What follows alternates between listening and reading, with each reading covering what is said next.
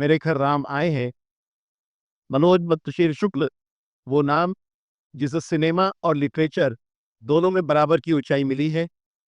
75 से ज्यादा फिल्में, 700 से ज्यादा गीत और देश का सबसे बड़ा फिल्म पुरस्कार नेशनल फिल्म अवार्ड और महाराष्ट्र राज्य साहित्य अकेडमी से अवार्ड जीतने वाले मनोज मुंतशिर जी दुनिया में 500 से ज्यादा मंचों पर भारतीयता और राष्ट्रीयता की अमिट छाप छोड़ चुके हैं।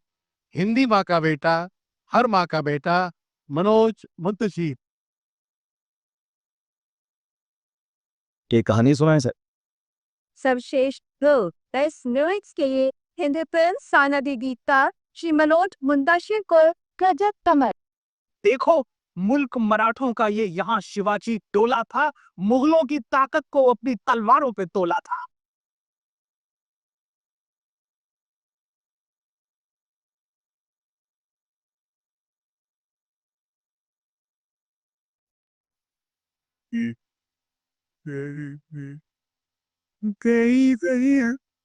गलियां गलियां मैं फिर भी तुमको चाहूंगा, कोई तरकीरी तेरस्ती आरा।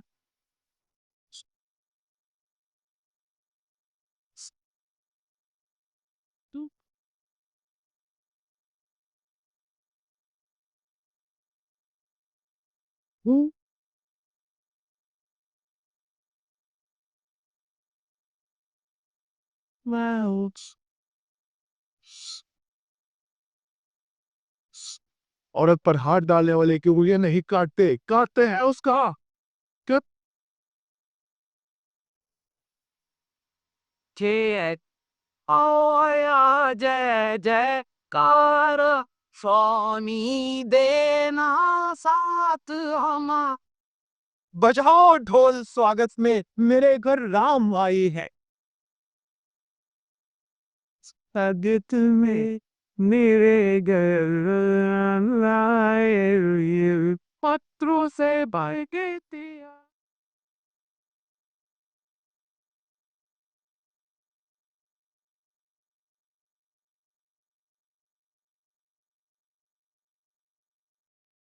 त- 9 महीने जिसने तुम्हें पेट में रखा, 3 सारे पथेलियों पर और जिंदगी भर दिल में, उसे कमरे में नहीं पलकों पे रखना मेरे दोस्त, हमेशा।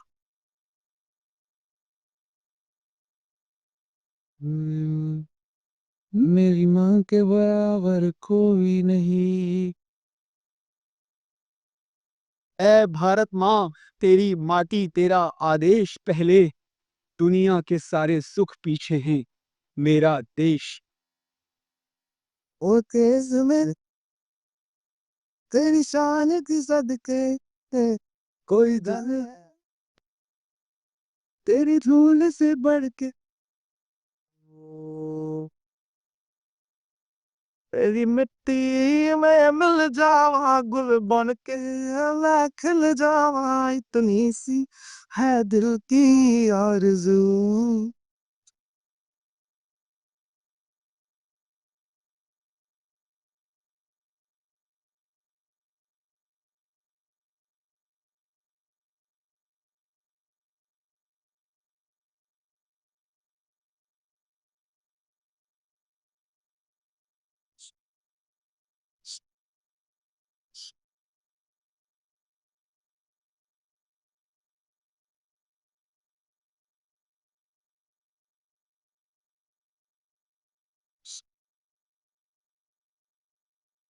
नमो रुद्राय, जय सिया राम। बहुत बहुत बहुत स्वागत आप सबका। सिया राम मैं सब जग जग जानी, करो हो प्रणाम जोर जुग पानी। आपकी अंतरात्मा में बैठे हुए भगवान श्री राम को मेरा नमन है। जी, तो मैं परमार्थ सेवा समिति के बारे में कह रहा था, जो कि कहना बहुत जरूरी है इसके पहले कि हम श्री राम की कथा पे आई, कि आपने जो कैंसर पेशेंट्स के लिए एक भवन बनवाया है, जहां सिर्फ 200 रुपए में पर डे, सिर्फ 200 रुपए में मरीज और उसका परिवार रह सकता है, उनके आवास की व्यवस्था है, उनके खाने पीने की व्यवस्था है। ये समाज सेवा का एक अप्रतिम उदाहरण है और इसके लिए आप प्रशंसा के पात्र हैं। अच्छा, इतना ही नहीं है, दूर दराज के कस्बों से जो बेटियां हमारी गांवों से जो यहाँ मुंबई में पढ़ने आती हैं, उनके लिए एक छात्रावास भी संचालित करते हैं आप लोग। और मैं तो बस यही कहूंगा कि बेटियों की शिक्षा और सुरक्षा का जो ध्यान रखे, उससे बड़ा और कौन हो सकता है। तो इसके लिए भी आपको बहुत बहुत साधुवाद। मेरे मित्र हैं, मेरे बड़े भाई रविलाल पुरिया जी, कहीं यहाँ बैठे होंगे, विराजमान होंगे। रवि जी की दो बड़ी प्यारी प्यारी बेटियां हैं, जो मेरी ही बेटियां हैं, रेया और राधे। रवि जी हमेशा मुझसे कहते हैं कि मनोज जी यार, बेटियां ना बड़े भाग्य से मिलती हैं और सबको नहीं मिलती। बात सही है। होता ना मेहरबान मुकद्दर का डाकिया, तो ऐसी मुस्कुराती चिट्ठियां ना भेजता। होता ना मेहरबान मुकद्दर का डाकिया, तो ऐसी मुस्कुराती चिट्ठियां ना भेजता। शायद तुम्हारी नेकियां रब तक पहुंच गईं, वरना तुम्हारे घर वो बेटियां ना भेजता। परमार्थ सेवा, अच्छा वंस मोर, मैं बिल्कुल, ये देखिए बेटियों का प्रेम पूरे सभागार में छाया हुआ है। मैं मैं शायर भी हूँ, ये कह लीजिए। होता न मेहरबान मुकद्दर का डाकिया, तो ऐसी मुस्कुराती चिट्ठियां न भेज। शायद तुम्हारी नेकियां रब तक पहुंच गई, वरना तुम्हारे घर वो बेटियां न भेजता। मैं प्रार्थना करूंगा परमार्थ सेवा समिति, भगवान श्री राम आपको और सक्षम करें, आपके हाथों और दान पुण्य और सत्कर्म और परमार्थ हो। अभी जब भी एक ऑडियो विजुअल चल रहा था, तो मैं भी वहां पीछे बैक स्टेज खड़ा होकर देख रहा था। ये ऑडियो विजुअल देखते हुए आपके मन में क्या आ रहा था मुझे पता नहीं, लेकिन मेरे मन में एक शब्द, एक भावना बार बार करवट ले रही थी। आभार, थैंक यू। आपको आभार, आपको थैंक यू।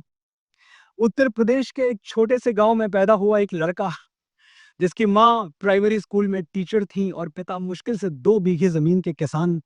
उसे आपके स्नेह ने, आपके प्यार ने, आपके बड़प्पन ने कहां से बचा। और मुझे ये भ्रम कतई नहीं है कि जो कुछ भी हुआ वो मेरी काबिलियत के दम पे हुआ, मेरी योग्यता के दम पे हुआ। ये अहंकार मुझे बिल्कुल नहीं है। मैं जानता हूं कि करने वाले आप थे। डरे सहमे हुए लफ्जों में कुछ लिखा हमने, मैं शायर भी हूं। डरे सहमे हुए लफ्जों में कुछ लिखा हमने, बने वो नगमे तभी जब तुम्हें पसंद हुए। हमारा कद तो कभी इतना बड़ा था ही नहीं, तुम्हारे कंधों पे बैठे तो हम बुलंद।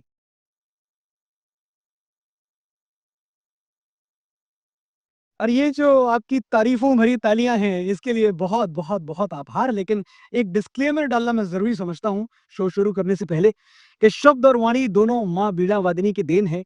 इसमें लिखने और बोलने वाले की ना कोई बहुत बड़ी भूमिका है और ना कोई बहुत बड़ी प्रशंसा और शाबाशी है उसकी। बाबा तुलसीदास से बड़ा कवि तो ना इस युग में हुआ, और मुझे लगता है ना आने वाले युगों में कभी होगा। बाबा तुलसीदास रामचरितमानस में लिखते हैं, कवित्व विवेक एक नहीं मोरे, सत्य कहूं लिख कागद कोरे। यानी मैं कोरे कागज पे लिख के दे सकता हूं कि मुझे कविता करनी नहीं आती, जो सादे पन्नों पे रान में लिखवाया मैंने लिख दिया। ये कौन कह रहा है? बाबा तुलसीदास कह रहे हैं। तो मेरे शब्दों में भी उजाला तभी तक है जब तक वहां से करंट आ रहा है। तारीफों के लायक न शोहरत का हकदार हूं, सारी बिजली राम की, मैं तो केवल तार हूं।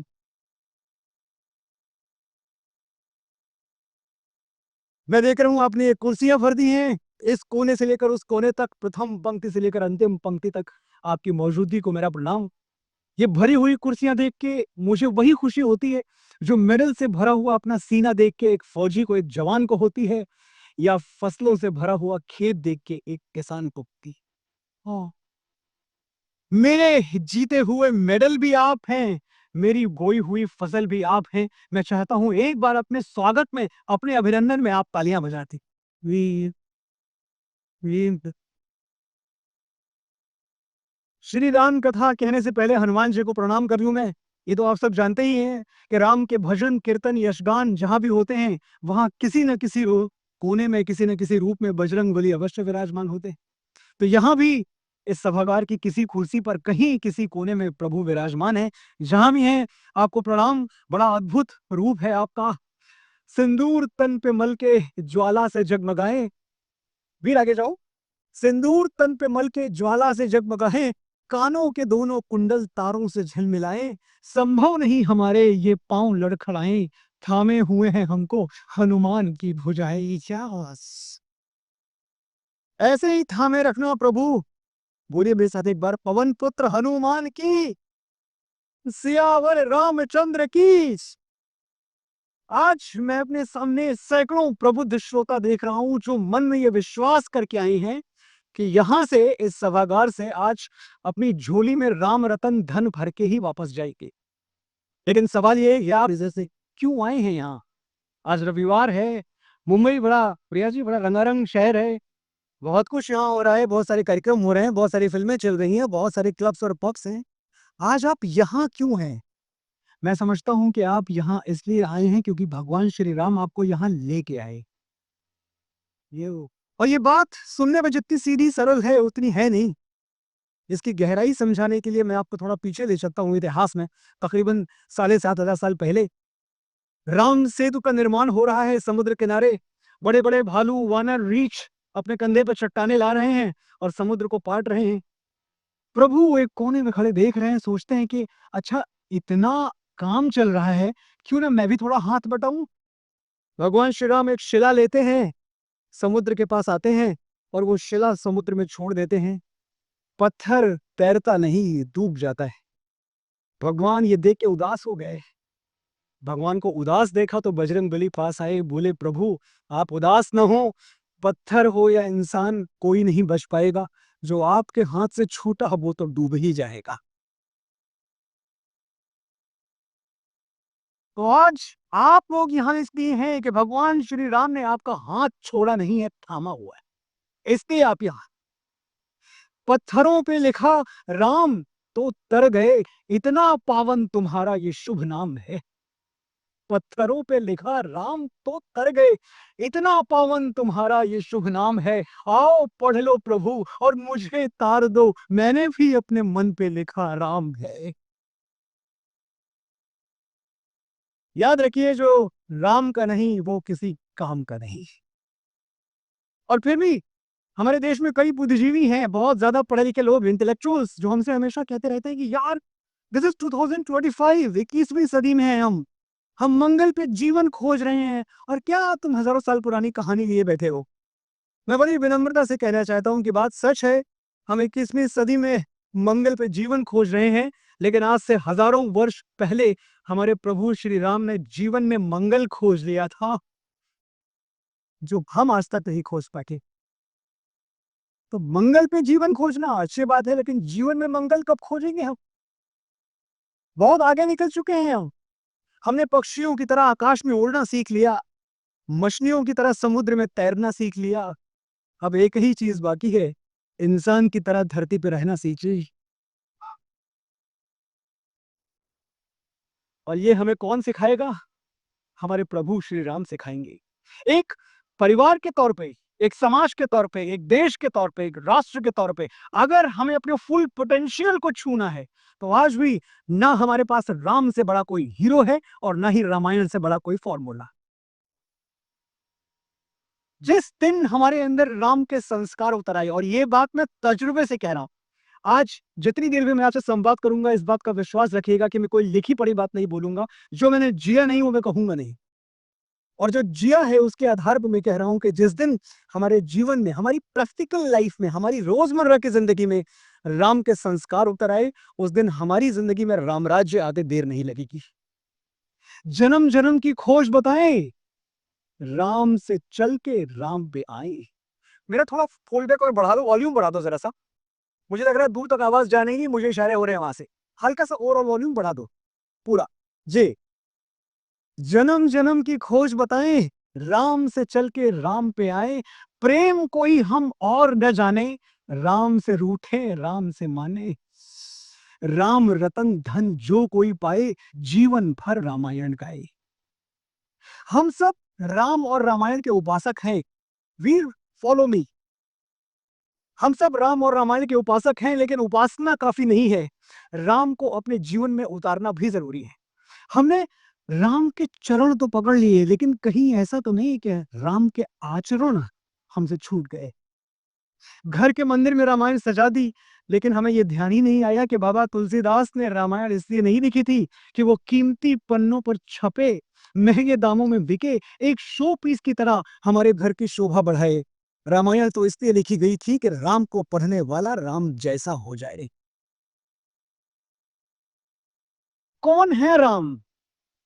कौन है राम? ठीक है, अवतार पुरुष हैं, राम भगवान है, राम परमेश्वर है, राम परमात्मा है, महाविष्णु का अवतार है, ये तो हम सब जानते ही हैं। लेकिन राम इस बात की भी मिसाल है, इस बात का भी उदाहरण है कि रिश्ते कैसे निभाए जाते हैं, संबंध कैसे निभाए जाते हैं। एक बार श्री राम को भक्ति के चश्मे से नहीं, रिश्तों की नजर से देखिए, एक नए राम नजर आएंगे। राम वो पुत्र हैं जो पिता की एक बात पर सिंहासन त्याग के वनवासी हो जाते हैं। राम वो पति हैं जो सिंदूर की सौगंध निभाने के लिए भालुओं और वानरों की सेना लेकर संसार के सबसे शक्तिशाली असुर से टकरा जाते हैं। राम वो भाई हैं जो मूर्छित पड़े लक्ष्मण के सरहाने बैठ के मृत्यु को चुनौती दे देते हैं, आज या तो मेरा भाई आंखें खोलेगा या मैं भी अपनी आंखें मूंद के सदा सदा के लिए यहीं सो जाऊंगा। राम वो मित्र हैं जो अपने बाहुबल से जीती हुई सोने की लंका विभीषण को देके वापस अयोध्या चले आते हैं। ऐसे रिश्ते निभाते थे राम। और हमने रिश्तों को उठा के बैक बर्नर पर रख दिया है। हमारी जिंदगी में रिश्ते शायद आखिरी प्रायोरिटी बचे हैं, लास्ट प्रायोरिटी। ये दुनिया जो हमने बनाई है, ये जिंदगी जो बड़े जतन से कमाई है, इसमें रफ्तार तो भरपूर है, पर न ठहराव है, न गहराई है। आसमानों से जुड़ने की जिद में हम अपनी जमीनों से टूट गए। सफलता और सुख में अंतर है, कामयाबी और खुशी में फर्क है, ये समझाने वाले बुजुर्ग कहीं पीछे छूट गए। राम इसलिए राम थे क्योंकि विश्वामित्र और वशिष्ठ के चरणों में बैठते थे, उनसे सीखते थे और खुद को बड़ी शान से, बड़े गर्व से, बड़े प्रताप से सूर्य वंश के प्रथम राजा इक्ष्वाकु का वंशज कहते थे। आपने कई बार वाल्मीकि रामायण में पढ़ा होगा, अपना परिचय ऐसे ही देते हैं, मैं इक्ष्वाकु वंशज राम। देखिए, कहाँ राम अपने बुजुर्गों से, अपने बड़ों के साथ हमेशा जुड़े रहे। और शायद हम एक ऐसे दौर में हैं, हम एक ऐसे युग में हैं जहां हमको अपने परदादा की नसीहत छोड़िए, उनका नाम तक शायद याद ना, वो भी एक ऐसे देश में जहां बाबर और अकबर की 7 पीढ़ियां हमको पता है, किसी से भी पूछ लीजिए गिनवा देगा। पूरी दिल्ली डायनेस्टी, पूरी मुगलिया सल्तनत आपको गिनवा दी जाएगी, लेकिन आपकी तीसरी पीढ़ी में आपके परदादा के पहले जो थे उनका नाम क्या था, ये शायद हमें याद नहीं। वो भी एक ऐसे देश में। देखिए ये देश क्या है, यहाँ राम के ही एक पूर्वज भगीरथी ने हजारों वर्ष एक पांव पे खड़े रहकर तपस्या की, अपने पितरों के तर्पण के लिए, अपने बुजुर्गों के, अपने पुरखों के तर्पण के लिए। कहीं ऐसा तो नहीं है कि हम वो पेड़ हैं जो अपनी जड़ें छोड़ रहे हैं, क्योंकि इतना तो हमको याद रखना होगा कि जिस पेड़ ने अपनी जड़ें छोड़ दी, उसे गिरने से परमेश्वर भी नहीं बचा सकते। राम से कुछ सीखना है तो हमें यह सीखना होगा कि हमारे बड़ों, हमारे बुजुर्गों और हमारे घर के फ्रेम पे जो दीवारों पे लगे हमारी पुरखों के चित्र हैं, उनके आगे हम सम्मान से सर झुकाएं, बड़ों, बुजुर्गों और पुरखों की इज्जत करें। इन्हीं के होने से घर घर है, वरना अगर पेंट हाउस भी है तो है क्या, है तो ईंट पत्थर ही। पेंट हाउस बना लिया, लेकिन इतनी फुर्सत कहां कि बच्चों के साथ रेत के घरौंदे बना पाई। पेंट हाउस बना लिया है, पर इतनी फुर्सत कहाँ कि बच्चों के साथ रेत के घरौंदे बना पाए। कलाई पर 4 लाख की घड़ी पहन ली और वक्त इतना भी नहीं कि 4 पल अपनों के साथ बिता पा। बदन पर धुले उजले लिबास ओढ़ लिए, लेकिन मन का मैल साफ नहीं कर पाए। कुछ गलतियां जो हमारे अपनों से अनजाने में हो गई, उनको माफ नहीं कर पाए। अगर इस दौर में एक चीज सबसे ज्यादा कम हुई है, डिमिनिश हुई है, तो वह फॉरगिवनेस, क्षमा भावना हमने खो दी है। और ये क्षमा भावना हमने खो दी, हम उस राम के उपासक हैं जिसने कैकेयी को भी क्षमा कर दिया था। वो कैकेयी जिसने हमारे प्रभु को 14 वर्ष जंगल जंगल भटकाया, प्रभु ने उसको भी क्षमा कर दिया और क्षमा करने का कारण भी ढूंढ लिया था।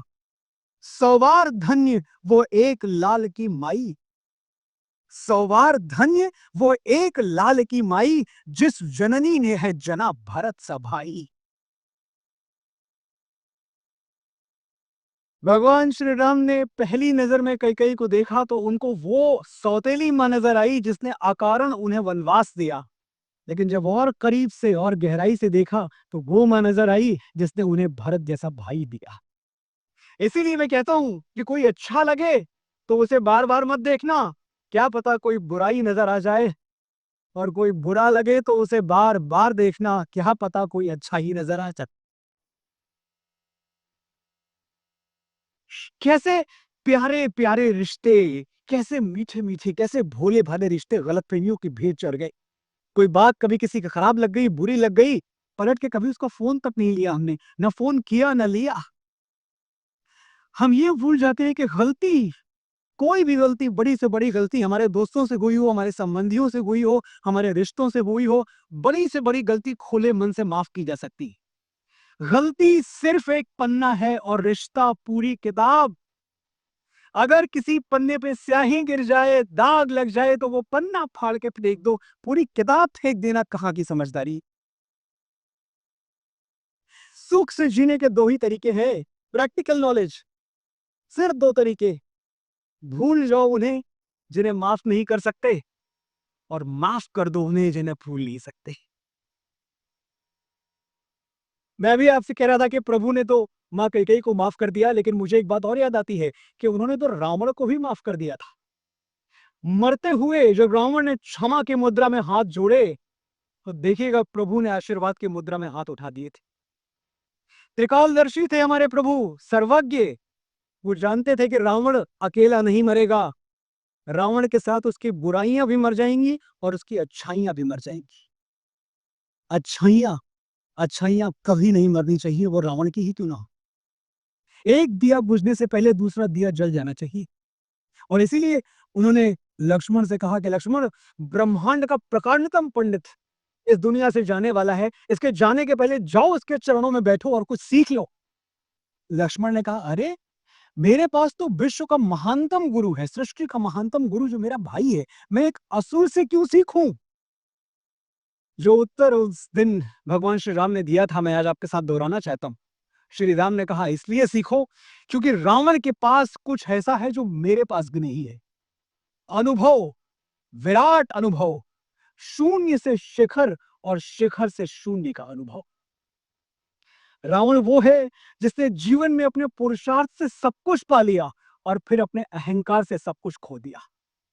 यात्रा देखो लक्ष्मण, कहा वो निर्धन असहाय विश्रवा का पुत्र रावण जो कुबेर की लंका में अपनी बहन सुपर्णखा का हाथ थाम के एक रोटी मांग रहा था, दो रोटी, मेरी बहन भूखी है 3 दिन से, इसको एक रोटी दे दो, उसे लात मार के लंका से निकाल दिया गया था। और कहा वही रावण वो लंका का अधिपति बना, लंका का राजा बना। क्या यात्रा की रावण ने, लेकिन अंत क्या हुआ। उसी सोने की लंका को अपनी आंखों के सामने रावण ने धू धू करते हुए, अपने अहंकार की अग्नि में जलते हुए, स्वाहा होते हुए देखा।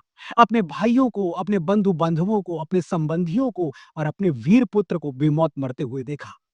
शून्य से संपूर्ण और संपूर्ण से शून्य तक की जो यात्रा रावण ने की, उसका अनुभव मुझे छोड़ो इस सृष्टि में किसी को नहीं है। इसलिए मैं कह रहा हूं लक्ष्मण, जाओ और रावण से कुछ सीखो।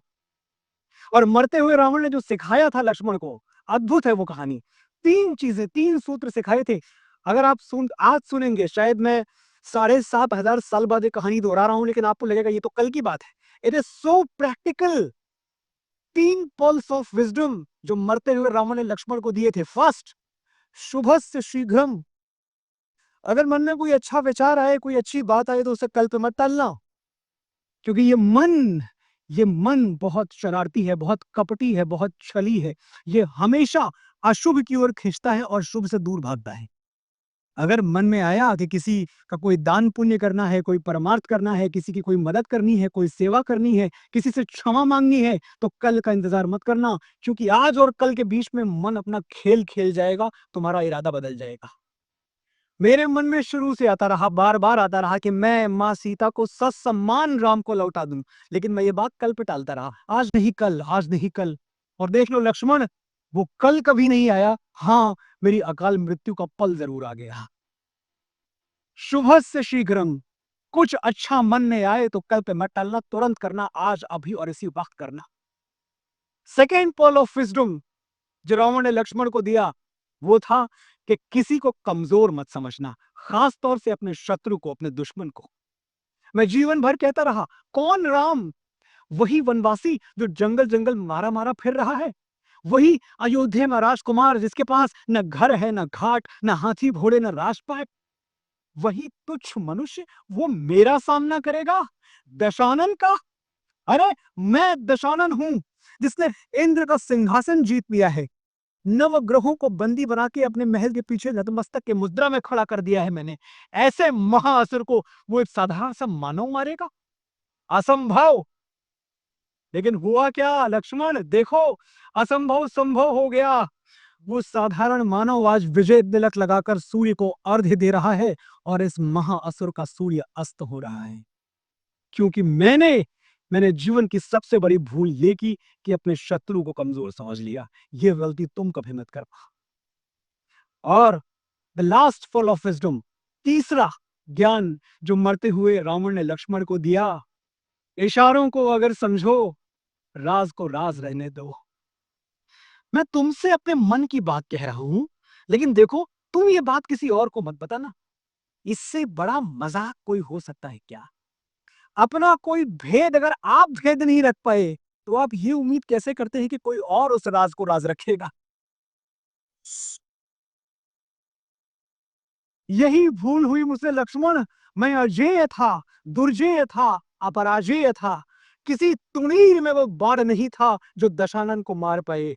लेकिन देखो, मैं एक भेद नहीं छुपा पाया कि मेरी नाभि में अमृत है और मेरे अपने ही भाई ने मेरे साथ छल किया। आज ये अविजित रावण अपनी ही लंका में धूल धूसरित होकर पड़ा हुआ है, लहूलुहान होकर पड़ा हुआ है। क्यों हुआ ऐसा? क्योंकि एक भेद जो मुझे छुपा लेना चाहिए था, छुपा नहीं पाया है। ये मेरा अंतिम सूत्र है लक्ष्मण, इसे कभी मत भुलाना। तुम्हारा वो भेद जिस पर तुम्हारी प्रतिष्ठा टिकी हो, तुम्हारी मर्यादा, तुम्हारा मान सम्मान टिका हो, उसे किसी और से तो छोड़ो, खुद अपने आप से भी छुपाना। ये था रावण का दिया हुआ पर्ल ऑफ विजडम। और ये थे हमारे प्रभु राम, जिन्होंने रावण में भी गुरु ढूंढ लिया। कोई और, किसी और के लिए संभव नहीं था कि रावण में गुरु ढूंढे। लेकिन कहते हैं, जैसी दृष्टि वैसी सृष्टि, जैसी नजर वैसा नजरिया। ना दिन है न रात है, कोई तन्हा है ना साथ है, जैसी आंखें वैसी दुनिया, बस इतनी सी बात है। ना दिन है न रात है, कोई तन्हा है न साथ है, जैसी आंखें वैसी दुनिया, बस इतनी सी बात है। सिचुएशन कभी कभी इतनी बुरी होती नहीं जितनी बुरी हमें नजर आती है। अगर हमारे पास राम जैसी आंखें हो जो हर बुराई में अच्छाई देख ले, तो हमारी जिंदगी 360 डिग्री कन्वर्ट हो सकती है, बदल सकती है। राम वनवास का प्रसंग आपको याद होगा। याद कीजिए वो प्रसंग जब राम को वनवास दिया जा रहा है। आपकी आंखें भीग भी जाएंगी और आंखें खुल भी जाएंगी।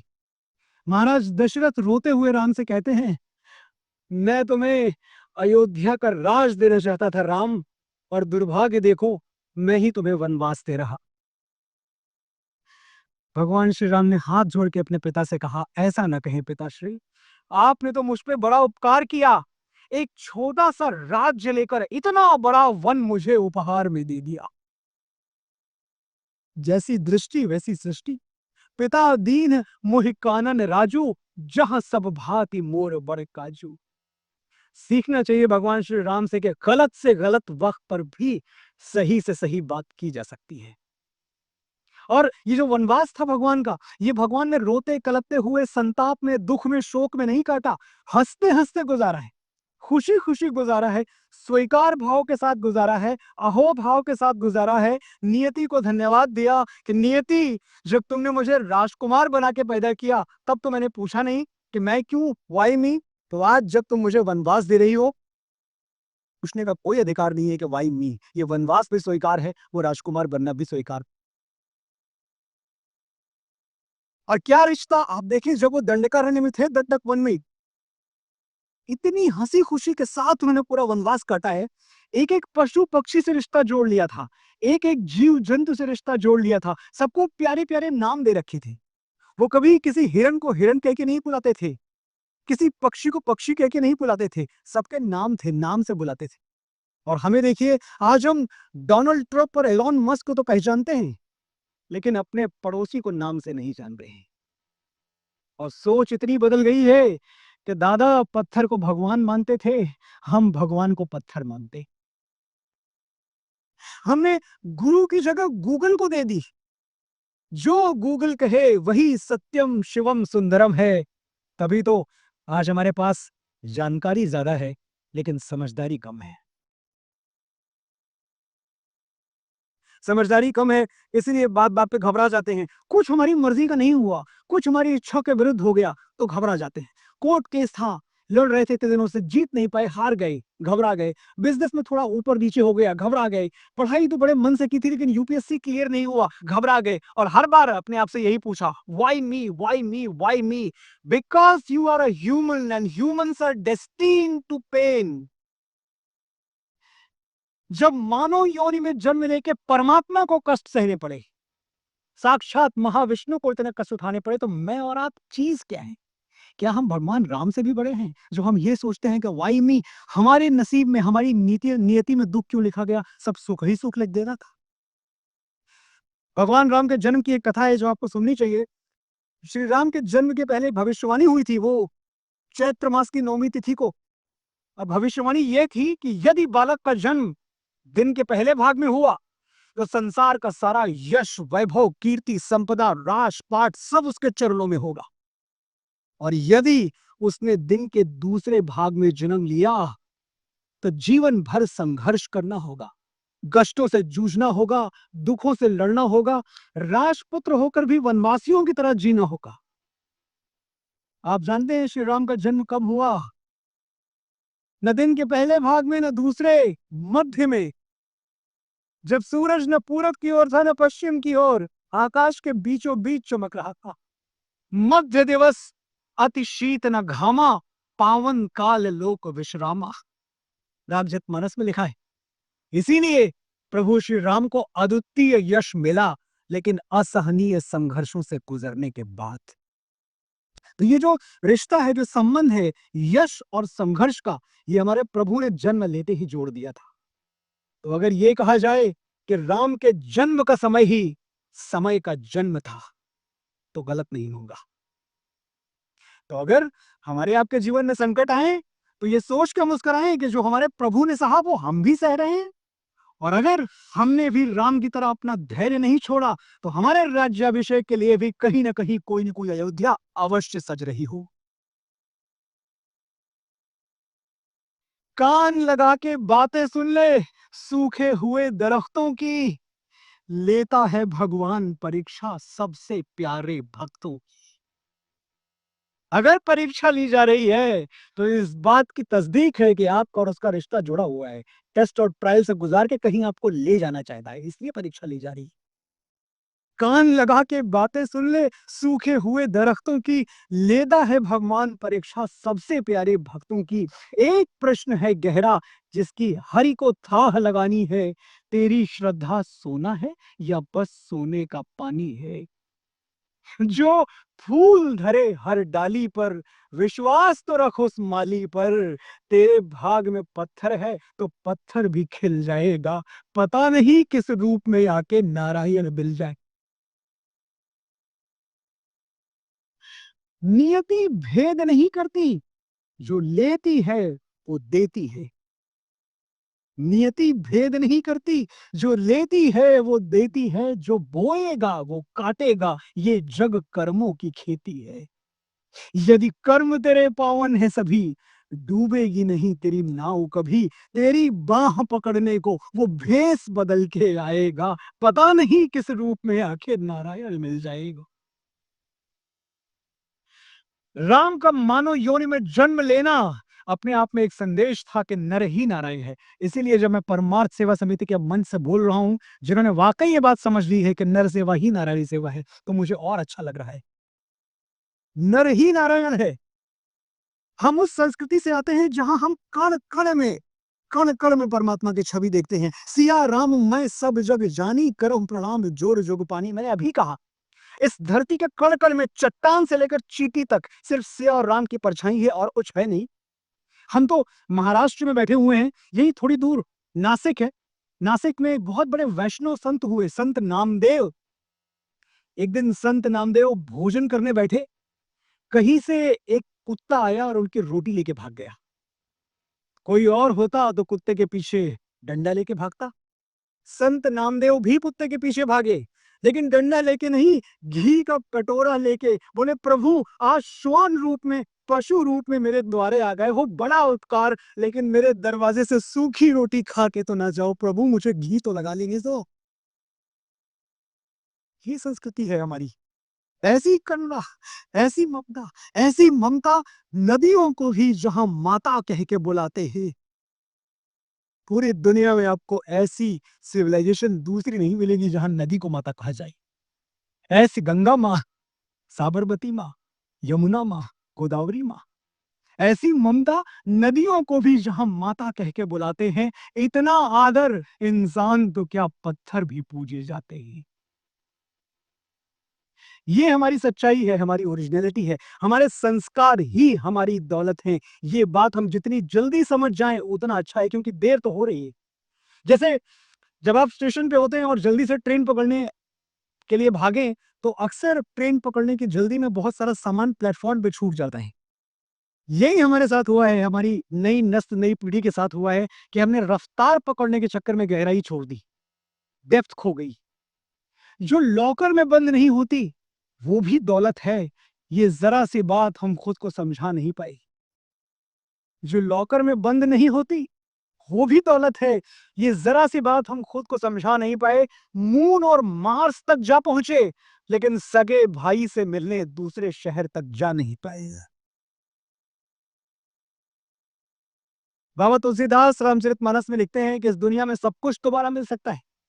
यश, वैभव, कीर्ति, संपदा, धन, पद, प्रतिष्ठा, परिवार, पुत्र, पत्नी, सब कुछ दोबारा मिल सकता है, लेकिन अपनी ही मां की कोख से जन्मा हुआ सगा भाई दोबारा नहीं मिलता। अस विचार जिय जागहु दाता। यहां मानस के एक से एक विद्वान बैठे हैं, याद आएगा उनको। अस विचार जिय जागहु ताता, मिलई न जगत सहोदर भ्राता। सहोदर, एक ही उदर, एक ही पेट से पैदा हुआ भाई दोबारा नहीं मिलता। देखिए किस संस्कृति से हम आते हैं। भरत राम को मनाने अयोध्या से चित्रकूट नंगे पांव आए थे। जब मैं ये कहता हूं ना कि 2 घंटे की फ्लाइट लेके अपने भाई से मिलने नहीं जाते, तो याद आता है कि एक वो भी संबंध था।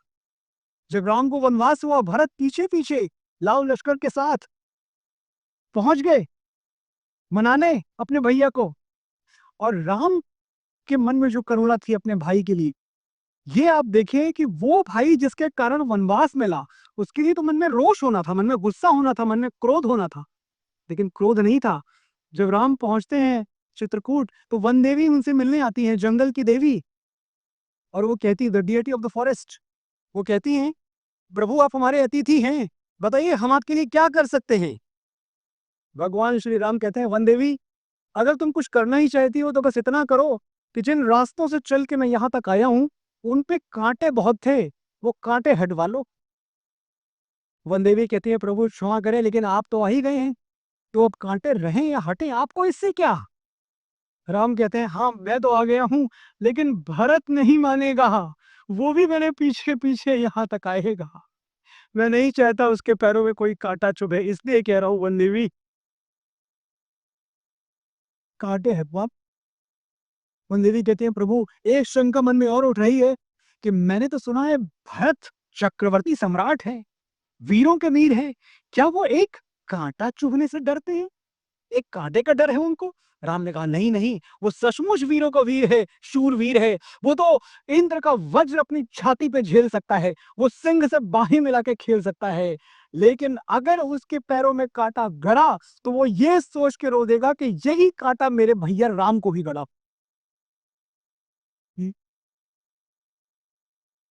मैं भरत की आंखों में आंसू नहीं देख सकता वन देवी, इसलिए कह रहा हूं कांटे हटवा लो। वन देवी समझ गई कि अगर आज उन्होंने राम की नहीं सुनी तो राम किसी की नहीं सुनेंगे। भरत के रास्ते का एक एक कांटा अपनी पलकों से चुने। ये है भाई भाई का प्यार, जब हम राम की बात करते हैं, रामायण की बात करते हैं, क्या ये प्यार, क्या ये स्नेह, क्या ये बंधन, ये सीखने के लायक नहीं है? हमें इससे सीखना नहीं चाहिए। और अगर हम इससे ना सीखें तो किससे सीखें अनिल जी? बाबर और औरंगजेब से सीखें। जिस तरह के लिबरल्स और सेकुलर्स दिन रात टेलीविजन चैनल्स पे हमें बताते रहते हैं, उनसे सीखें हम। एक चीज मैं बताऊं आपको, सवाल यहाँ मेरा ईश्वर जानता है, हिंदू मुसलमान का नहीं है। सब हमारे अपने हैं। इस भारत भूमि पर जिसने जन्म लिया वो हमारे लिए पराया हो ही नहीं सकता। सब हमारे अपने हैं। लेकिन दो परंपराएं हमारे सामने हैं, क्योंकि हमें अपने बच्चों से संवाद करना है। हमें इस देश को नई पीढ़ी देनी है। आपका और मेरा कर्तव्य है। महर्षि अरविंद ने एक बहुत बड़ी बात कही थी कि जो संस्कृति, जो देश 3 पीढ़ियों तक अपने कल्चर से दूर रहता है, उसका कल्चर हमेशा के लिए मर जाता है। ये तीसरी पीढ़ी है, मैं और आप। ये अलार्मिंग है। अगर हमने अपने बच्चों के लिए सही लेगेसी नहीं छोड़ी तो बहुत दुख के साथ कहना पड़ता है, शायद हमारे बाद कोई राम का नाम लेवा ना बचे। इसलिए मैं कहता हूं जरूरी है ये बात होना कि किससे सीखें हम।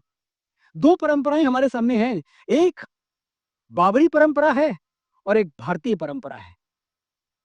भारतीय परंपरा क्या है? महाराज दशरथ को 4 बेटे थे, राम, लक्ष्मण, भरत और शत्रुघ्न। एक बेटे को वनवास हुआ, दूसरा पीछे पीछे चला गया, भैया भैया मैं आपके साथ चलूंगा, लक्ष्मण। तीसरा शत्रुघ्न, उन्होंने निर्जल व्रत ले लिया अयोध्या में कि जब तक मेरे भैया वापस नहीं आएंगे मैं अन्न का एक दाना ग्रहण नहीं करूंगा। और चौथा भरत, भरत पीछे पीछे भैया को लौटाने, भैया वापस चलो, अयोध्या का राजपाट संभालो। और भैया नहीं आए तो क्या किया? एक थाली में उनकी खड़ाऊ रख के वापस अयोध्या ले आए। शीश पे खड़ाऊ, आंखों में पानी, राम भक्त ले चला राम की निशाती। दूसरी परंपरा, शाहजहां को भी 4 बेटे थे, दारा, शुजा, मुराद और औरंगजेब। औरंगजेब ने तख्त ताउस के लिए, पावर के लिए, सत्ता के लिए अपने तीनों भाइयों का कत्ल करवा दिया और बाप को कैदखाने में डाल दिया, शाहजहां। इससे भी जब मन नहीं भरा तो दारा का सर कटवा के एक थाली में रखा और वो थाली तोहफे में शाहजहां को पेश कर दी। 2 थालियां आपके सामने रखी हैं, एक तरफ श्री राम की खड़ाऊ है, दूसरी तरफ दारा का कटा हुआ सर है। कौन सी थाली लेके अपने घर जाना चाहेंगे आप? अपने बच्चों को कौन सी थाली, कौन सी शिक्षा, कौन सा उद्देश्य, कौन सा एग्जाम्पल देना चाहेंगे? तय कर लीजिए। 2 पैरेलल्स ड्रॉ कर दिए मैंने। भगवान के लिए जो लोग मुझे सुन रहे हैं या बाद में शायद यूट्यूब पे कहीं भी सुने, हमारे प्रभु श्री राम को हिंदू मुसलमान में या किसी तरह के वर्गीकरण में मत बांटिए, वो इससे बहुत ऊपर है, बहुत आगे है। जब महर्षि वाल्मीकि ने रामायण लिखी थी तो ना मोहम्मद साहब थे और ना जीसस थे। तो जाहिर सी बात है कि रामायण तो पूरी ह्यूमैनिटी के लिए लिखी गई थी ना, पूरी मानवता के लिए। रामायण हिंदुत्व, इस्लाम, क्रिश्चियनिटी के लिए नहीं है, रामायण ह्यूमैनिटी के लिए है, रामायण सबके लिए है, मानव मात्र के लिए। आओ। लेकिन जो हादसा हुआ हमारे साथ वो ये हुआ कि जो कॉलोनियल सोच है, जो 400 सालों की गुलामी है, या और भी कह दें आप, मैं तो खैर गुलामी का पीरियड और लंबा मानता हूं। ये जो गुलामी के सैकड़ों बरस रहे, इन्होंने हमसे हमारे असली हीरोज छीन लिए, हमसे हमारे असली नायक छीन लिए। शासन कैसा हो? अकबर जैसा। कमाल है। जिस देश में राम राज्य की अवधारणा है, वहां गुड गवर्नेंस का प्रतीक कौन है? अकबर। वो अकबर जिसने चित्तौड़गढ़ में 34,000 सिविलियंस को निर्दोष गाजर मूली की तरह कटवा दिया गया था, वो गुड गवर्नेंस का एग्जाम्पल है। और ये टेलीविजन पे बैठ के लोग बोलते हैं और हम सुनते। शेम। प्रेम का नायक कौन है? जब हम मोहब्बत की बात करते हैं, प्रेम की बात करते हैं, तो हमारे हीरोज कौन है? लैला मजनू, सलीम अनारकली, जोधा अकबर। अरे राम और सीता क्यों नहीं? हमारे प्रेम के प्रतीक राम और सीता क्यों नहीं हो सकते? पलटिए पन्ने श्री रामचरितमानस के, आप जानेंगे कि क्या पवित्र प्रेम था। राम सिया की करुण कहानी, एक है चंदन एक है पानी। स्वामी विवेकानंद एक बड़ी अच्छी बात कहते थे कि सीता पवित्र थी, ये कहना गलत है। और विशेष तौर पर जब आज इस नवयुग की सीताएं और उर्मिलाएं, मेरी भाभियां, मेरी माएं यहाँ बैठी हुई हैं, मैं ये बात कहना चाहता हूँ। स्वामी विवेकानंद स्पष्ट शब्दों में कहते थे कि सीता पवित्र थी, ये कहना गलत है। भारत की धरती पर किसी को ये पंक्ति इस्तेमाल नहीं करनी चाहिए, बोलनी नहीं चाहिए कि सीता पवित्र थी। क्योंकि सीता पवित्र नहीं थी, सीता स्वयं साक्षात पवित्रता थी। She was not pure, she was purity herself. She was not divine, she was divinity herself. मां सीता की सुंदरता भी डिवाइन थी। आज हम रामायण से बहुत कुछ सीख रहे हैं। बाबा तुलसीदास लिखते हैं रामायण में कि मेरे पास वो रूपक, वो अलंकार, वो शब्द, वो भाव नहीं है कि मैं सीता की सुंदरता बयान कर सकूं। मेरी लेखनी को मैं विराम दे रहा हूं, मैं लिख ही नहीं सकता कि सीता कितनी सुंदर थी। सूरज में वो तेज कहां जो किरणें उनके अंदर हैं। सूरज में वो तेज कहां जो किरणें उनके अंदर हैं। कविताएं भी कह न सके वो इतनी ज्यादा सुंदर है। लेकिन पूरी रामायण पलट के देख लीजिए, प्रभु श्री राम कहीं सीता मां की सुंदरता की प्रशंसा करते हुए आपको नहीं मिलेंगे, कहीं तारीफ नहीं कर रहे हैं। तो भगवान राम कर क्या रहे हैं? उनके स्त्रीत्व का सम्मान करते हुए एक एक पन्ने पे मिलेंगे, एक एक छंद, एक एक चौपाई में आप देखेंगे कि उनके स्त्रीत्व का, उनके सतीत्व का सम्मान कर रहे हैं। मैं इसीलिए एक बात हमेशा कहता हूं कि रामायण हमें एक बात सिखाती है कि स्त्री की तारीफ करना, उसकी प्रशंसा करना, उसे सुंदर कहने से ज्यादा जरूरी है कि आप उसका सम्मान करें। लड़की की इज्जत करना उसे खूबसूरत कहने से कहीं ज्यादा खूबसूरत है। एक बार वो आपकी की हुई तारीफ भूल सकती है, आपकी दी हुई इज्जत कभी नहीं भूलेगी। ये सिखाती है आपको राम कथा। पुरुष वही महान है जिसके मन में स्त्री का सम्मान है।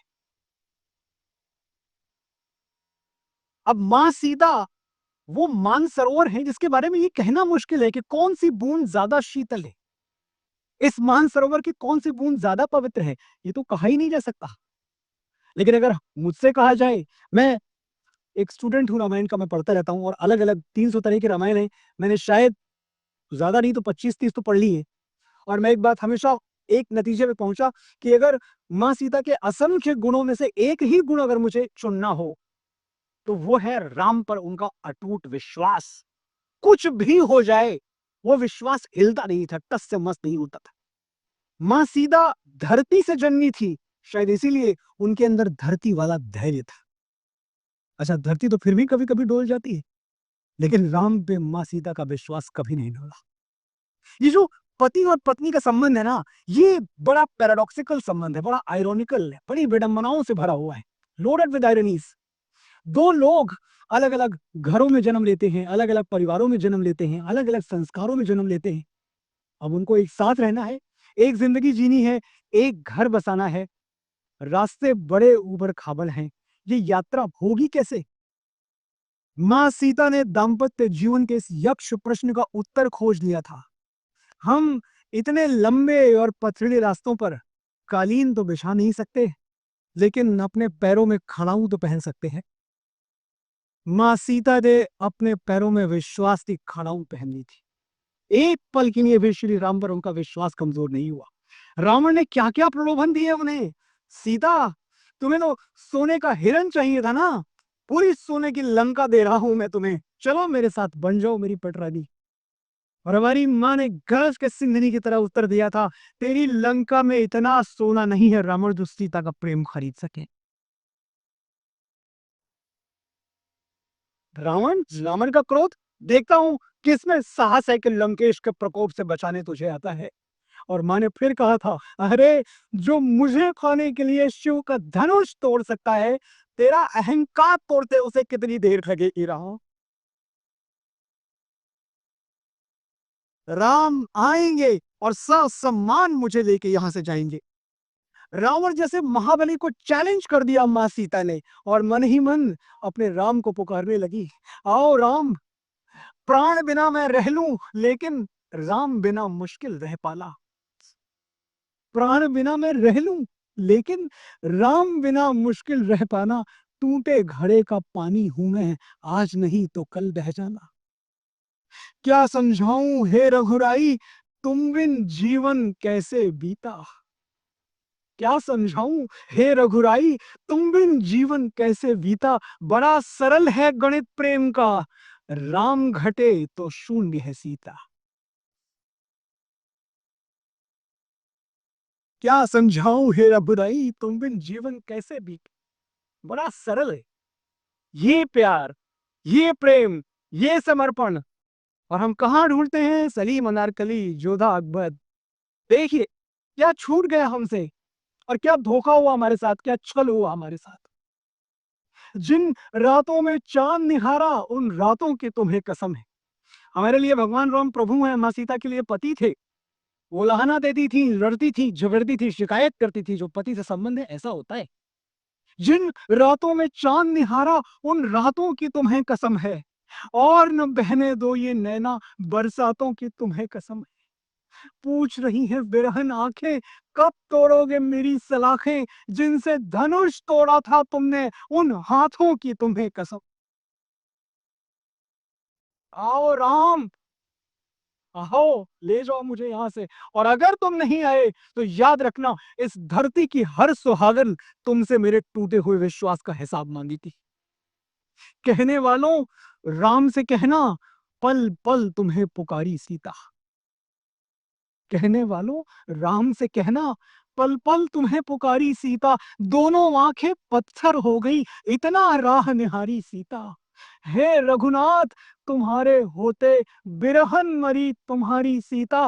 रावण उसको हरा ना पाया राम के हाथों हारी सीता।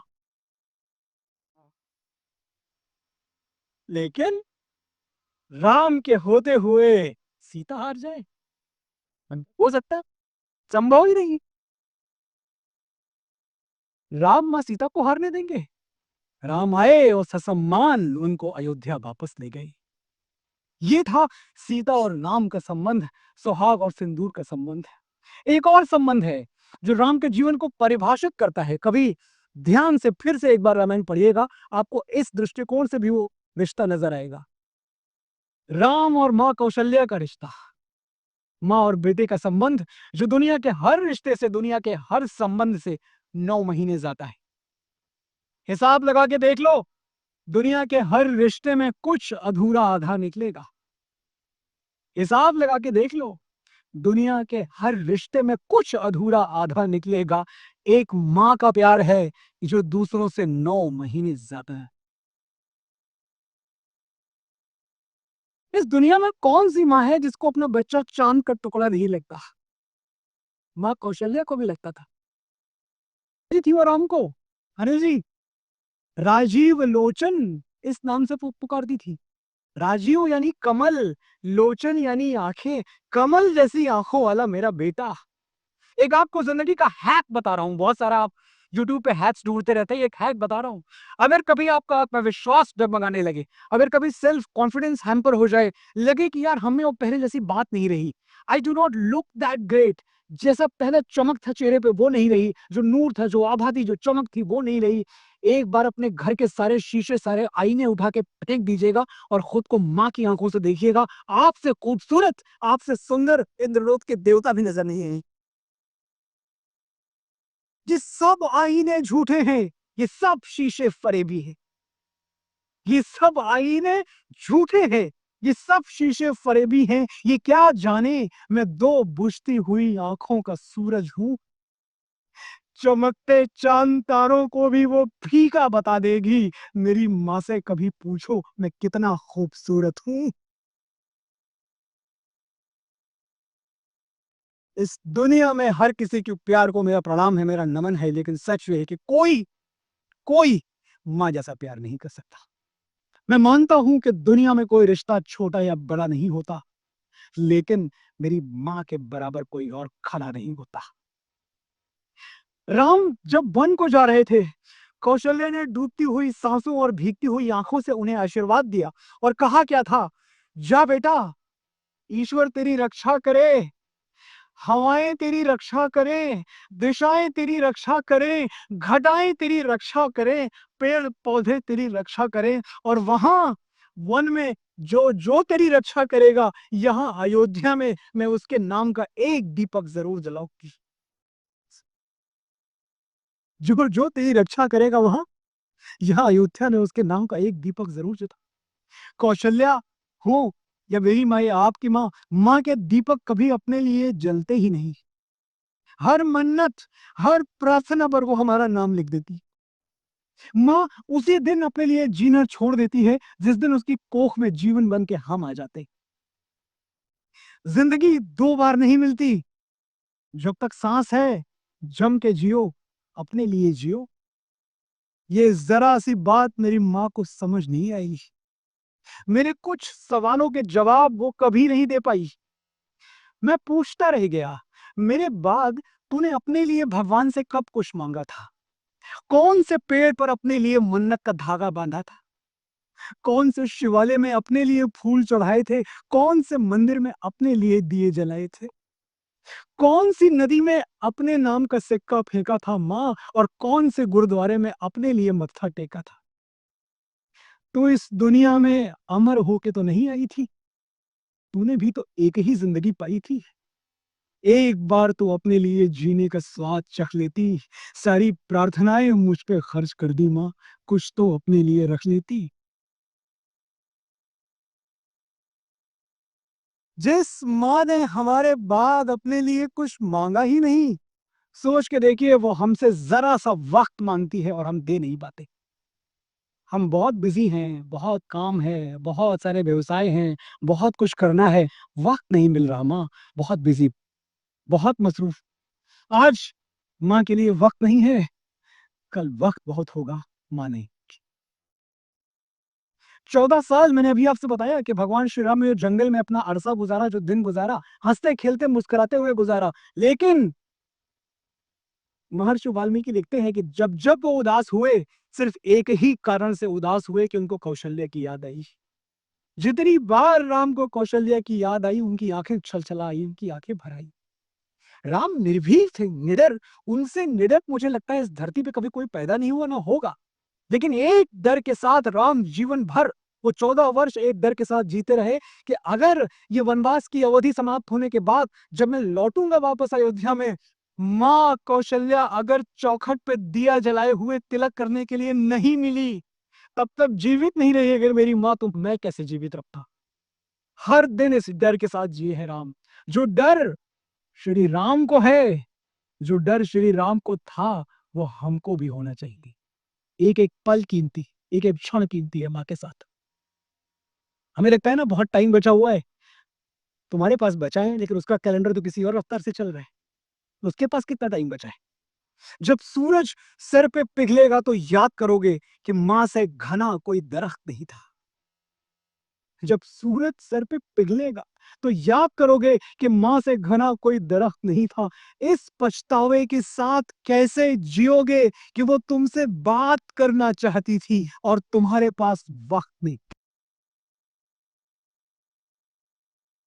और जब कभी आप जाएं अपनी माँ के साथ, अपनी कौशल्या के साथ कुछ समय बिताने, कुछ पल उसके साथ गुजारने, तो एक बार उस दशरथ को भी गले लगाते आइएगा, जिसको हमने आज तक कभी थैंक यू नहीं बोला। हमारा पिता, पिता से तो हमेशा ये शिकायत रही कि उसने बाहों में भर के प्यार नहीं किया। उसने कभी बड़ी-बड़ी मेलोड्रामेटिक बातें नहीं की, बड़ा सख्त बना रहा हमेशा। पिता बोल नहीं पाता और हम ये देख नहीं पाते कि उसका मौन ही उसका प्रेम है। फिर से लौट दिए रामायण की ओर।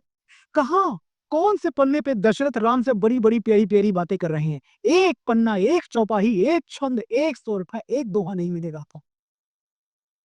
राम सामने थे तो दशरथ कुछ कह नहीं पाए, लेकिन राम वन को गए तो दशरथ जीवित रह नहीं पाए। ये मत भूलिएगा कि राम के वियोग में प्राण देने वाली कौशल्या नहीं थी, दशरथ थे।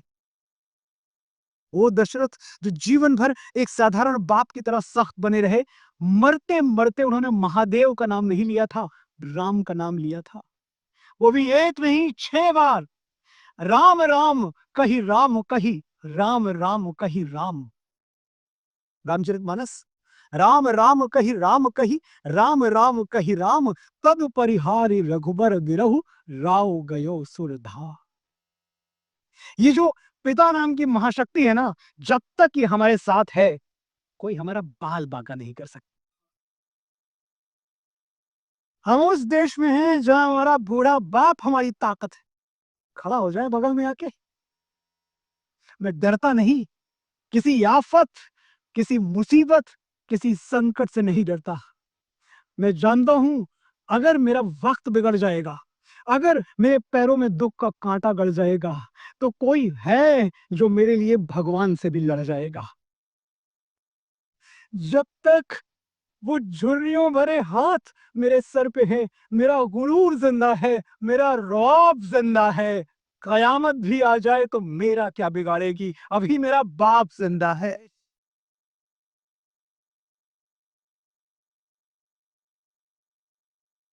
श्री राम ने कहा था, जो पिता की भक्ति नहीं करता, I am quoting Ram, is not something that I have fabricated out of my own imagination. It's not a figment of imagination. I am quoting Ram. Shri Ram Valmiki Ramayana में कहते हैं कि जो अपने पिता की भक्ति नहीं करते, उनकी भक्ति परमात्मा भी स्वीकार नहीं करते। और सेवा शब्द इस्तेमाल नहीं किया कि जो पिता की सेवा नहीं करते। सेवा पे नहीं रुकना है, भक्ति तक पहुंचना है। जो पिता की भक्ति नहीं करते, उनकी भक्ति परमात्मा भी स्वीकार नहीं करते। अभी जब मैंने अपनी चर्चा आज की शुरू की थी तो आपसे एक निवेदन किया था कि हमने शायद राम के चरण तो पकड़ लिए, लेकिन उनके आचरण हमसे छूट गए। बहुत जरूरी है कि जाते जाते एक बार हम गहराई से ये समझें कि राम पूजे क्यों जाते हैं। राम इसलिए नहीं पूजे जाते कि उन्होंने कौशल्या की कोख से जन्म लिया। राम इसलिए पूजे जाते हैं कि उन्होंने वनवास देने वाली कैकेयी को भी जन्म देने वाली कौशल्या जैसा आदर दिया। ये पल्स अगर हम समझ पाए, कुछ बदलेगा हमारे जीवन में। सब कुछ आप भूल जाए, मैं आपको निष्कर्ष देके जा रहा हूं। ये निष्कर्ष अगर आपके साथ रह गया तो देखिएगा कल से, अगले पल से कुछ बदलेगा।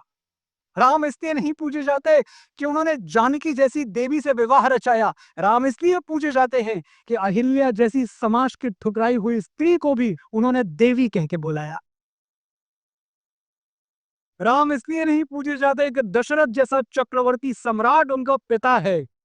राम इसलिए पूजे जाते हैं कि जैसे पुत्र की तरह वो अपने हाथों से मुखाग्नि देते हैं, वो एक बूढ़े पक्षी जटायु की चिता है। राम इसलिए नहीं पूजे जाते कि उन्होंने लंका जीत ली। राम इसलिए पूजे जाते हैं कि अयोध्या की मिट्टी के लिए, अपनी मातृभूमि के लिए अपने बाहुबल से जीती हुई सोने की लंका त्याग दी। अपि स्वर्णमयी लंका नमे लक्ष्मण रोचते, जननी जन्मभूमिश्च स्वर्गादपि गरीयसी। राम इसलिए नहीं पूजे जाते कि उन्होंने रावण की नाभि में तीर भेज दिया। राम इसलिए पूजे जाते हैं कि उस प्रकांड विद्वान से जीवन की शिक्षा लेने के लिए उन्होंने लक्ष्मण को उसके चरणों में भेज दिया। राम इसलिए नहीं पूजे जाते कि वो भगवान थे। राम इसलिए पूजे जाते हैं कि वो मर्यादा में रहने वाले, मर्यादा पर चलने वाले इंसान थे। आइए आवाहन करते हैं कि प्रभु श्री राम हमारे मन मंदिर और हमारे घर आंगन पधारे।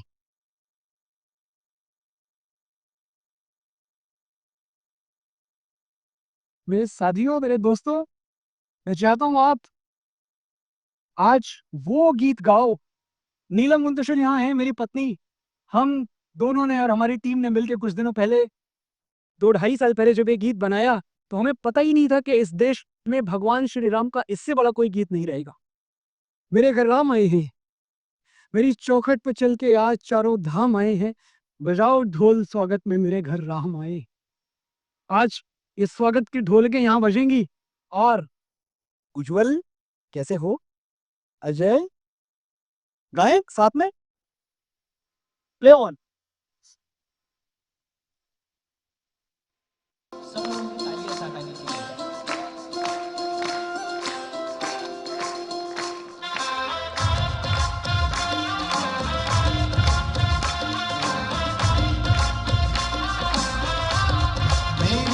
चौखट पे चल के आज चारों धाम आए हैं। बजाओ ढोल स्वागत में मेरे घर राम आए हैं। कथा शबरी की जैसे जुड़ गई मेरी कहानी से, न रोको आज धोने दो चरण आँखों के पानी से। बहुत खुश है मेरे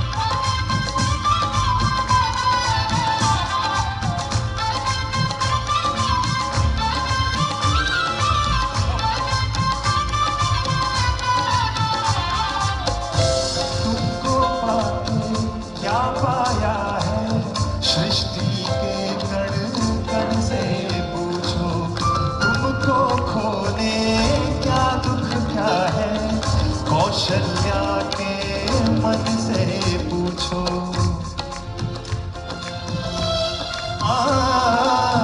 द्वार मेरे ये अभागे, आज इनके भाग जागे। बड़ी लंबी इंतजारी हुई रघुवर तुम्हारी, अब आई है सवारी।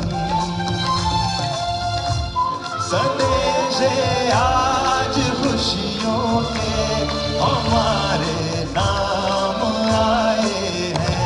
बजाओ ढोल स्वागत में, मेरे घर राम आए हैं। दर्शन पाके अवतारी, धन्य हुए हैं नैन पुजारी। जीवन नैया तुमने तारी, मंगल भवन अमंगल हारी। मंगल भवन अमंगलकारी, निर्धन गाओ धर्म रागो, तुम ही रामायण हो राम। सब हरना अवध बिहारी, मंगल भवन अमंगल हारी। मंगल भवन अमंगल हारी, मंगल भवन अमंगल हारी। मंगल भवन चरण की धूल ले लूं आज, मेरे भगवान आए हैं। बजाओ ढोल स्वागत में, मेरे घर राम आए हैं। मेरी चौखट पे चल के आज चारों धाम आए हैं। बजाओ ढोल स्वागत में, मेरे घर राम आए हैं। बजाओ ढोल स्वागत में, मेरे घर राम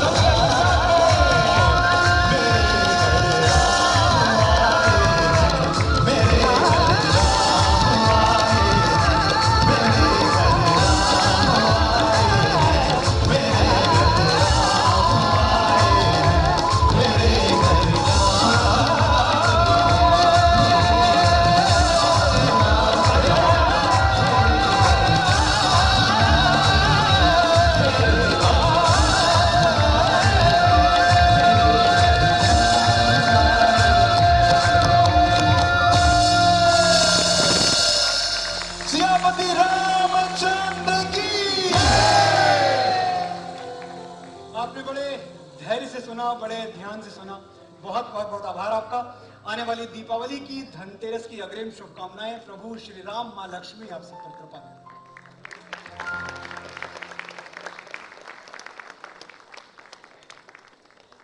हमारा एग्जिट, तुम इधर से मैं इधर से। आदरणीय मनोज जी, आपका एग्जिट नहीं हो सकता। एक बार जोरदार तालियों से अपना आनंद व्यक्त कीजिए। अब इसके बाद में आदरणीय लक्ष्मी नारायण बियाणी जी से अनुरोध करता हूँ, आदरणीय रमेश पोद्दार जी से अनुरोध करता हूँ, आशा जी से अनुरोध करता हूँ, कृपया आप मंच पर पधारें। आदरणीय पवन जी से भी, आप सभी से अनुरोध करता हूँ कि 5 मिनट आप अपने स्थान पर बने रहिए। वो जो सम्मान हमारा देना रह गया था, वो 5 मिनट के लिए, और राष्ट्रगान भी होगा। कृपया आप लोग संयम बनाए रखें। आदरणीय लक्ष्मी नारायण बियाणी जी और सभी ट्रस्टी, परमार सेवा समिति के सभी ट्रस्टियों से अनुरोध है कि आप मंच पर आ जाएं। और भोजन का कार्यक्रम, प्रसाद का कार्यक्रम बाद ही में शुरू होगा, जब यहाँ का कार्यक्रम समापन होगा। तो कृपया जल्दबाजी ना करें, कृपया संयम बनाए रखें। रामविलास उनकट जी, राजेश राठी जी, आप सभी से, निशा जी, आप सभी से जल्द आप लोग मंच पर आ जाएं। और मैं हिना जी से अनुरोध करता हूं कि हमारा जो सम्मान आदरणीय रमेश पोद्दार जी को जो देना है, अरे वाह, क्या बात है। बिल्कुल बिल्कुल सर।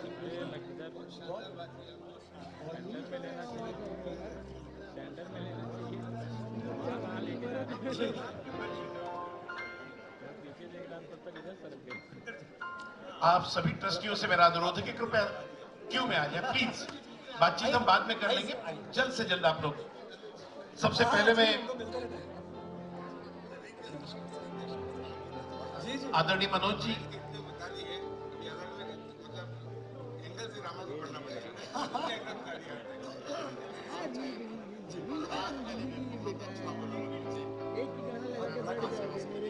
मैं Parmar Seva Samiti Mumbai, we are excited to confer Parmar's Ratna Award for the year of 2025 to Chairman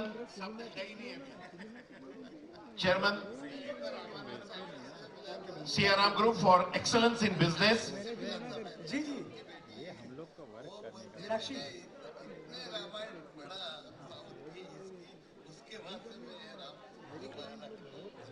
मेरी आप सभी से प्रार्थना है कि हम प्लीज हम अपनी जी आए आए आज के इस समारोह के मुख्य अतिथि हमारे मनोज मुंतशिर जी ही हैं और मैं हिंदल जी से अनुरोध करता हूं कि जी जी आइए सर मैं खड़ा हो जाता हूँ अरे आप वैसे ही मेरे लिए सम्मानित हैं बिल्कुल कौन कौन नहीं जानता आ गए रवि जी आ गए ग्रुप व्यापार और परोपकार दोनों में बहुत आगे है मैं जानता हूँ ये बात अरे क्या बात है मैं सोच रहा था कि आप कहाँ रह गए मैं आप सभी से अनुरोध करता हूं कि कृपया आप घुमा लीजिए इसको इस तरफ हाँ सबसे पहले मैं मनोज मुंतशिर जी से अनुरोध करता हूं कि आज परमार्थ सेवा समिति द्वारा जो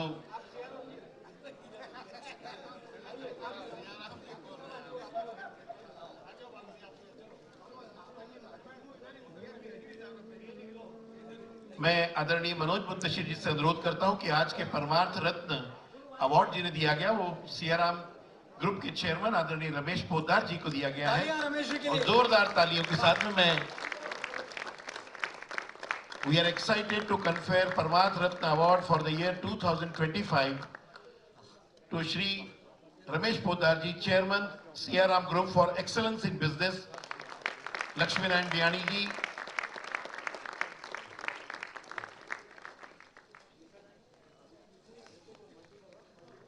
और मनोज जी से ही अनुरोध करता हूं कि आदरणीय निशा जैन से अनुरोध करता हूं कि आशा रमेश पोद्दार जी का आप चुनरी उड़ाकर उनका अभिनंदन करें। जी आए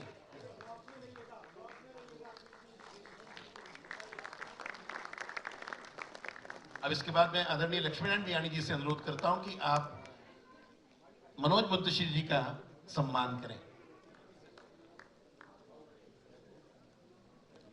नीलम भाभी अगर मंच पर यहां सभागार में है तो उनसे अनुरोध करूंगा नीलम कि मुंतशिर आप यहाँ हैं मंच पे मुझे दिख नहीं रही हाँ उधर है काफी दूर हर यशस्वी पुरुष के पीछे हाँ, ज्यादा महिला ही होती है। नीलम जी से भी अनुरोध करता हूं कि कृपया आप मंच पर आ जाएं। हमारे बीच में राजेश नोवाल और दिनेश नोवाल जी भी हैं, मैं उनसे भी अनुरोध करता हूं कृपया आप मंच पर पधारें। नीलम आ जाओ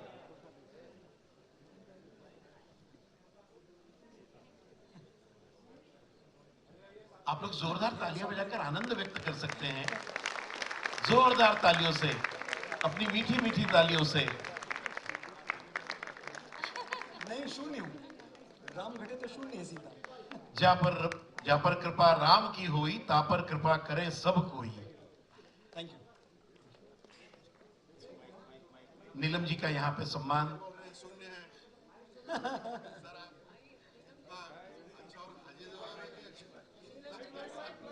जी आप खड़े हो गए ये हुई ना बात देखिए फोटो किसको अच्छा हम दोनों को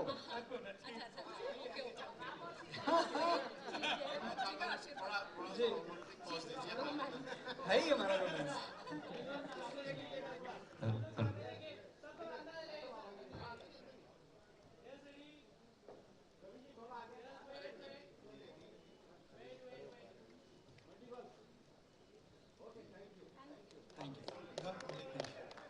दोस्तों जी आज मेरे लिए बहुत खुशी की बात है कि ये जो अवार्ड मनोज जी के हाथों से मिल रहा है मेरे लिए इसका मान बहुत बहुत ज़्यादा बढ़ गया है।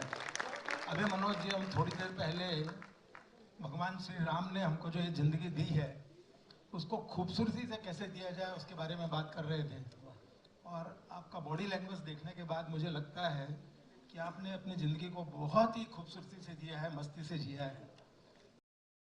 ये दो शब्द दो लाइनें बोल करके आज के इस प्रोग्राम को समापन करेंगे कि कुछ ऐसे लोग होते हैं जो मंजिल तक पहुंचने के लिए बहुत मेहनत करते हैं, परंतु कुछ ऐसे भी लोग होते हैं जो मंजिल पर पहुंचकर भी विश्राम नहीं करते हैं। ऐसे हैं हमारे मनोज जी। तो बहुत बहुत धन्यवाद। बहुत धन्यवाद। बहुत बहुत अच्छे से सुना आप लोगों ने, वाकई एक बार हम चाहते हैं आपके लिए अपने लिए तालियां बजाएं। फिर मिलेंगे, बहुत जल्द मिलेंगे। एक बार मैं सभागार से कहूंगा, एक बार जोरदार तालियों से हम मनोज जी को ये उम्मीद दें कि एक संपूर्ण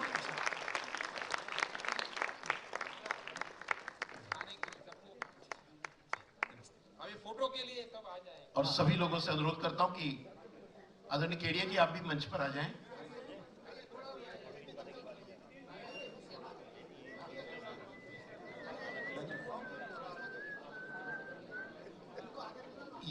ये फोटो अच्छा सुनते हैं आप लोग, इसलिए अच्छा लगा। जी हाँ, आइए। क्या बात है, हमारी दोनों बेटियां कहाँ हैं? पुत्रियां हमारी। राधे और रिया जिन्होंने संपूर्ण कार्यक्रम को सफल बनाने में अपना योगदान दिया, मैं उनसे भी अनुरोध करता हूं।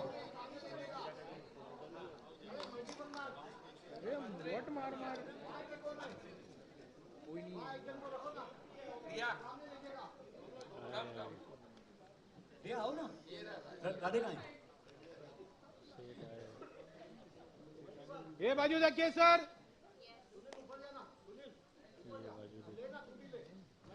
सियावर रामचंद्र की, पवन सुत हनुमान की। Thank you very much. बहुत बहुत धन्यवाद।